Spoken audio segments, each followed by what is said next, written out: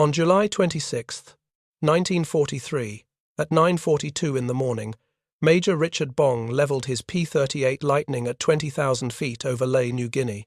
The twin Allison engines maintained cruise power at 2,000 RPM, and the altimeter needle held steady while he scanned the airspace below through breaks in scattered cumulus clouds.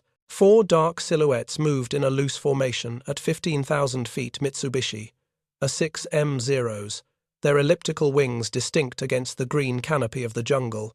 The mission briefing had designated this sector for bomber escort, but the B-25 seconds had already passed through 20 minutes earlier, leaving the sky empty except for the Japanese patrol.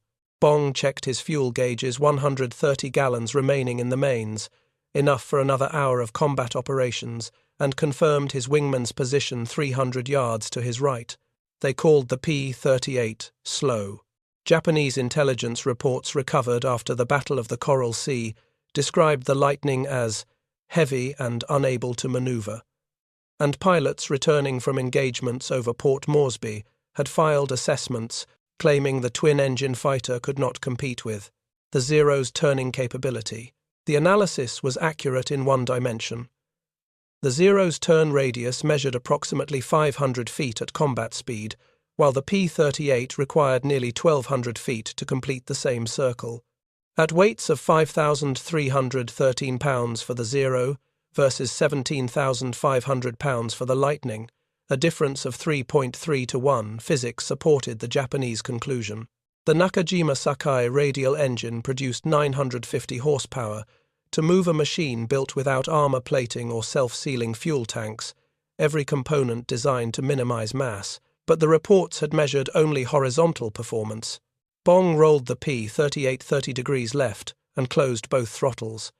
The nose dropped through the horizon, and the twin booms tilted into a 45-degree dive as gravity and weight began their work. The airspeed indicator climbed past 250 miles per hour, then 300, then 350, as the altimeter unwound through 18,000 feet. Below, the lead Zero broke left in a defensive turn, recognizing the threat from above, but the maneuver cost him speed while Bong's dive accelerated through 420 miles per hour.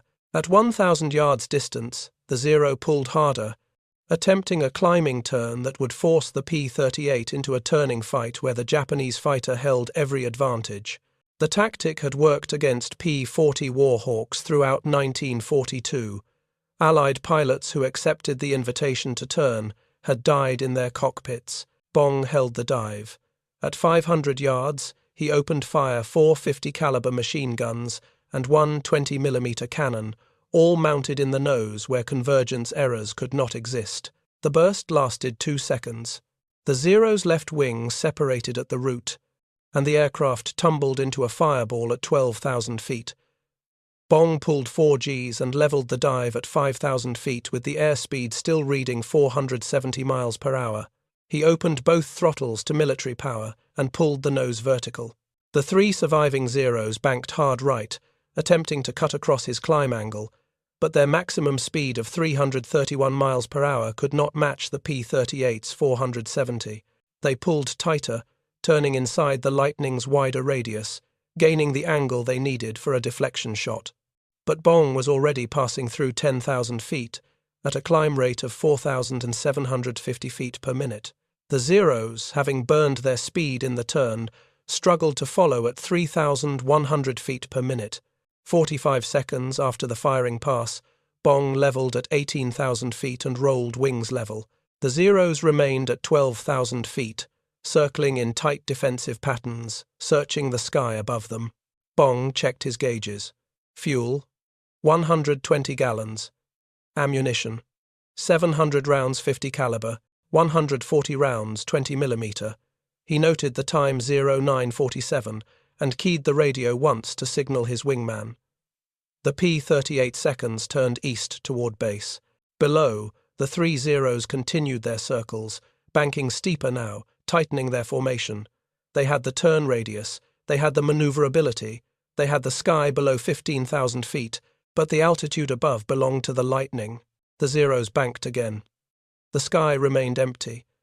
The engines ran steady at cruise power. Altitude, 18,000 feet. At Port Moresby, New Guinea, in September 1942, General George Kenny assembled 50 pilots in a canvas operations tent and delivered a directive that would define fighter combat in the Pacific theater for the remainder of the war. The 49th Fighter Group's Flying Knights had spent the previous 6 months flying P-40 Warhawks in defense of Darwin, Australia, where they had learned what happened when Allied pilots attempted to turn with Japanese Zeros at low altitude and low airspeed. Between March and August, the squadron had lost aircraft and pilots to an opponent whose turn radius and climb rate at speeds below 200 miles per hour exceeded anything American fighters could match. The assessment was simple. Dogfighting with Zeros in the horizontal plane was suicide. The solution required different physics. Kenny had requested 50 P-38 Lightning pilots from the United States, specifically because the twin-engine fighter offered capabilities the P-40 could not provide: superior speed, higher service ceiling, and the structural strength to survive high-speed dives that would tear the wings off lighter aircraft. The directive he issued that September morning was typed on a single page and distributed to every pilot in the tent. Never engage Japanese fighters in turning combat below 200 miles per hour. Use altitude advantage. Attack in the dive. Escape in the climb. The order was filed as 5th Air Force Tactical Doctrine on September 15, 1942, and violations were considered failures of discipline rather than failures of courage. Lieutenant Richard Bong, who had arrived in the Pacific that same month after training on P-38 seconds at Hamilton Field in California, attended the briefing and absorbed the mathematics. The Zero's empty weight of 3,984 pounds allowed it to turn inside any Allied fighter when both aircraft flew slowly, but that same light construction, achieved by eliminating armor, plating, and self-sealing fuel tanks, created structural limits the P-38 did not share. The Lightning's empty weight of 12,780 pounds meant it would never outturn a Zero in a flat circle, but in a vertical dive, mass became an advantage. Gravity accelerated both aircraft equally, but the P-38's stronger airframe could withstand speeds approaching 600 miles per hour, while the Zero's maximum dive speed was limited to 410 miles per hour before control surfaces began to flutter and structural failure became probable. Bong, who would later be selected to help train other pilots transitioning from P-40 seconds to P-38 seconds, developed a simple approach to combat: climb to altitude, wait for the enemy below, dive at maximum speed, fire one burst at close range to minimize the chance of missing, then use the speed from the dive to zoom back to altitude before the enemy could react. He considered it unsportsmanlike when opponents expected him to fight on their terms, and he felt no shame in breaking off an engagement when the tactical situation turned against him. The goal was to destroy enemy aircraft, not to prove maneuverability. The P-40 pilots had tried to prove maneuverability. Their names were recorded on casualty lists. The doctrine was distributed in September. By November, the 9th Fighter Squadron had received its first P-38 Lightnings. The aircraft were heavier, slower in turns, and unable to compete with the Zero in any measure of agility. They survived by refusing to turn at all. A fighter aircraft at 20,000 feet altitude holds potential energy equal to its mass, multiplied by gravitational acceleration multiplied by height above sea level. When the pilot pushes the stick forward and the nose drops below the horizon, that potential energy begins converting into kinetic energy, the energy of motion. The P-38 Lightning, with a loaded weight of 17,500 pounds, carried substantially more potential energy at altitude than the A-6M0, which weighed 5,313 pounds fully loaded. In level flight, this weight difference represented a disadvantage because the heavier aircraft required more lift to remain airborne and more thrust to accelerate. But in a dive, where gravity rather than engine power provided the primary accelerating force, the relationship reversed. The P-38's maximum speed in level flight was recorded at 414 miles per hour at 25,000 feet when both Allison V-1710 engines operated at military power of 1,425 horsepower each.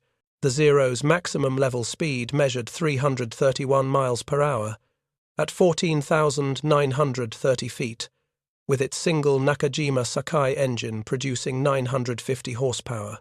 The difference of 83 miles per hour meant the P-38 could choose when and where to engage, approaching or departing from combat at will, while the Zero could not catch it in level flight.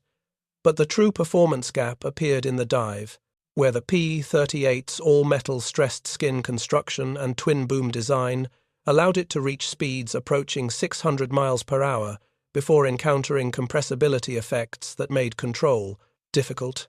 The Zero's lighter construction, fabric-covered control surfaces, and an airframe optimized for weight reduction rather than structural strength limited its maximum dive speed to 410 miles per hour, beyond which flutter and potential structural failure became concerns documented in Japanese maintenance reports and Allied intelligence assessments. In vertical maneuvering, the P-38's climb rate of 4,750 feet per minute at sea level gave it an advantage over most Zero variants, which climbed at rates between 3,100 and 4,500 feet per minute, depending on the model and altitude. More significantly, the P-38's twin-turbo supercharged engines maintained power output at altitudes where the Zero's single unsupercharged engine began losing effectiveness. The service ceiling figures reflected this difference: 44,000 feet for the Lightning versus 33,000 feet for early Zero models and 36,000 feet for later variants. At 20,000 feet, where most combat occurred in the Southwest Pacific, the P-38 retained enough power to zoom climb after a high-speed diving attack, converting kinetic energy back into potential energy and regaining the altitude advantage before the enemy could respond. The tactical sequence that Richard Bong employed in nearly every engagement followed a consistent pattern documented in after-action reports filed between December 1942 and December 1944. He maintained patrol altitude between 20,000 and 25,000 feet, positioning himself above expected enemy routes and waiting for targets to appear below. When Japanese aircraft were spotted at lower altitude, he confirmed his escape route and fuel state before committing to attack. The dive began with throttles reduced to minimize engine noise and avoid overtaking the target too quickly. At a 45-degree dive angle, the P-38 accelerated from cruise speed to 400 or more miles per hour within 15 seconds, covering the vertical distance from 20,000 feet to attack altitude near 5,000 feet.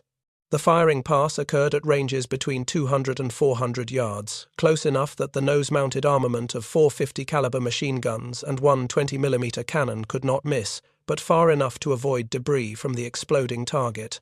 After the burst, which typically lasted between 1 and 3 seconds, Bong pulled the aircraft into a climbing zoom, using the excess speed from the dive to regain altitude at rates that no pursuing Zero could match.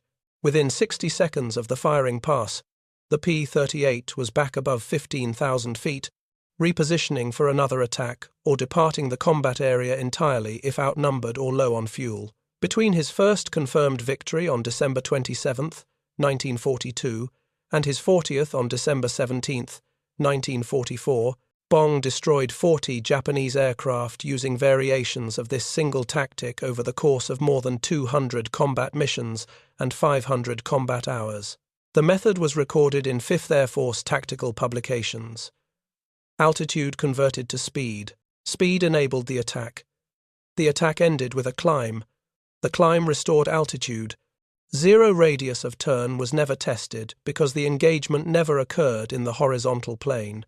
On December 17, 1944, Major Richard Bong was credited with his 40th aerial victory over Mindoro in the Philippines, establishing a record that remains unbroken as the highest score achieved by any American fighter pilot in any war.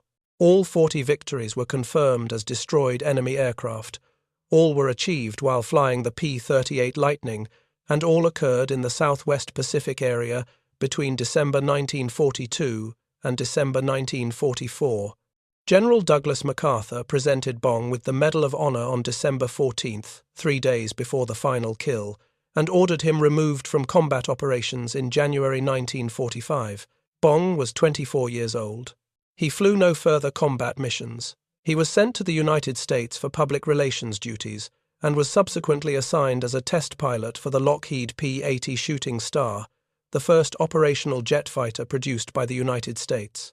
On August 6, 1945, the same day the atomic bomb was dropped on Hiroshima, Bong died when the P-80's fuel pump failed during takeoff from Burbank, California, and his parachute did not deploy before ground impact. Major Thomas Maguire achieved 38 confirmed victories, also flying exclusively the P-38 Lightning in the Southwest Pacific. On May 4, 1944, Maguire authored a tactical manual titled Combat Tactics in the Southwest Pacific Area, which codified the boom and zoom doctrine for 5th Air Force and specifically prohibited low-altitude turning engagements while carrying external fuel tanks. On December 25 and 26, 1944, Maguire shot down 7 Japanese fighters in 2 days, bringing his total to 38 and positioning him 2 victories behind Bong's record. On January 7, 1945, while leading a fighter sweep over Negros Island in the Philippines, Maguire's wingman was attacked by a Japanese Ki-43 Oscar flown by Warrant Officer Shoichi Sugimoto. Maguire turned to defend his wingman at an altitude of 300 feet, while still carrying drop tanks which he had not jettisoned. The P-38 stalled during the turn, snap-rolled inverted and impacted the ground. Maguire was killed instantly. He was 24 years old. His body was recovered by Filipino guerrillas and returned to the United States in 1949 for burial at Arlington National Cemetery. Maguire Air Force Base in New Jersey was named in his honor in January 1948.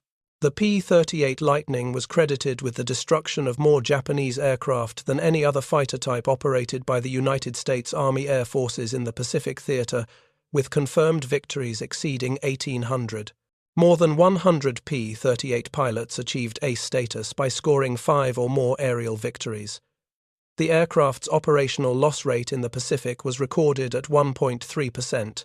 In the second half of 1944, P-38 pilots operating from bases in Dutch New Guinea routinely flew combat missions covering 950 miles to target areas, engaged for 15 minutes, and returned to base. The doctrine was filed. The method was recorded. 40 aircraft destroyed, 2 pilots dead. The engine stopped. The gate closed. Silence.